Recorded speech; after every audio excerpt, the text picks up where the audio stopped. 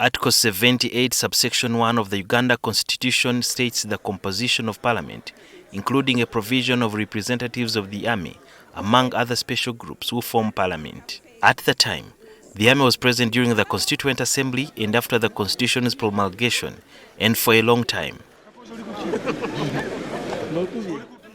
Here, the army has been accused on numerous occasions of meddling in politics, yet they are supposed to be non-partisan. The Army Council elects its representatives in Parliament. At the time, Uganda had just had a troubled history, and the National Resistance Army, which later evolved into the Uganda People's Defense Forces in 1996, was in charge. The initial reason why the army was in Parliament is for us to build stability in the country. We knew, at least those of us who were in the army at that time, in our consciousness, because of the discussions we'll be holding, we knew that it was a temporary presence there. That when systems stabilized, institutions became strong, that the army would withdraw from Parliament.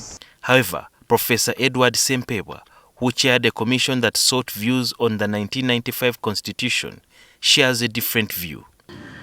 Why was it necessary to have the army as a listening post in Parliament?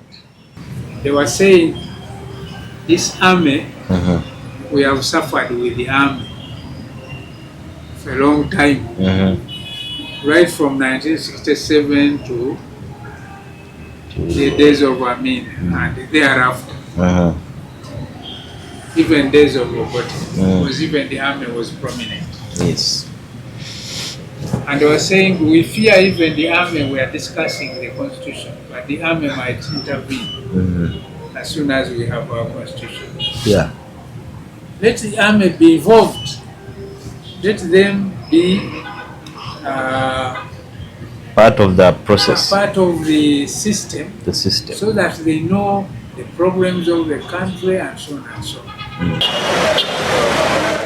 The country has stabilized, and this is one of the key achievements of the administration that has made them a government voters reckon with.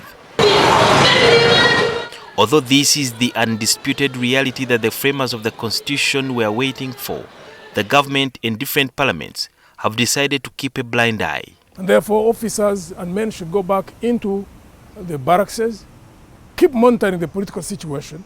If they are to influence anything, it should be behind the scenes. Write papers, send them to the commander-in-chief as a form of making their views known. This was one of the proposals where we thought representation would be temporary, like that of special groups, and now became permanent.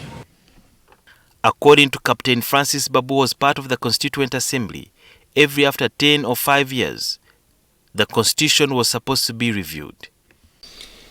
We put there a thing for amending.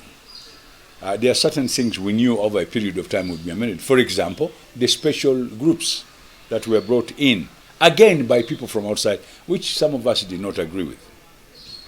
Now, there was no need for that. But they gave us some good reason. They said, listen, the army has been standing on the side and you've been playing around. They want them to be in Parliament to make sure that kind of thing doesn't happen again. Then they said the youth, some people cannot elect the youth. In 2004, after the country embraced multi-party politics, Major General Muntu sought to address this matter with the Parliamentary Committee on Presidential and Parliamentary Affairs, then chaired by Simon Mayende. In a multi-party situation, there are always going to be controversies. Don't expose the army to that. They never listened.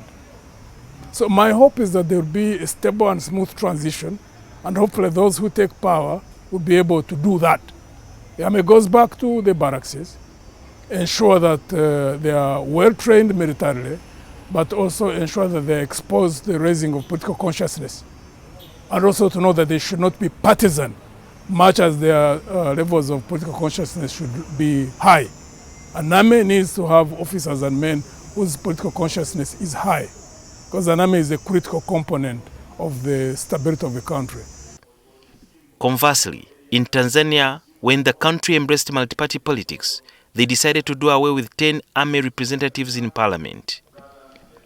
Muntu believes that one way to keep the army out of politics is by removing them from parliament. When Tanzania chose to go multi-party, they didn't even debate it. It was automatic. The army ceased being members of parliament. They went back to the barracks. I thought it was obvious. It failed. What do you think needs to be done to change the state of affairs? Or how do we get a solution to all these protracted problems that we have listed? Yeah, we had 19 those years preceding the constitution, we had a national conversation, and that was more profitable than even what evolved as a constitution, because people became very, very aware of they were civically educated about the problems in Uganda, about their rights. And time is due now to have another conversation, a national conversation. Who should be part of that national conversation? Should it be religious leaders and politicians? Just about the same way the Constitutional Commission did it. Not exactly like that, but at least the same way, where the people would be consulted generally about issues, not necessarily the Constitution, about all issues that concern them. For now, critics say that the army has remained in parliament for wrong reasons because their stay has already beaten the purpose for decades. Sudhir Byaruhanga, NTV.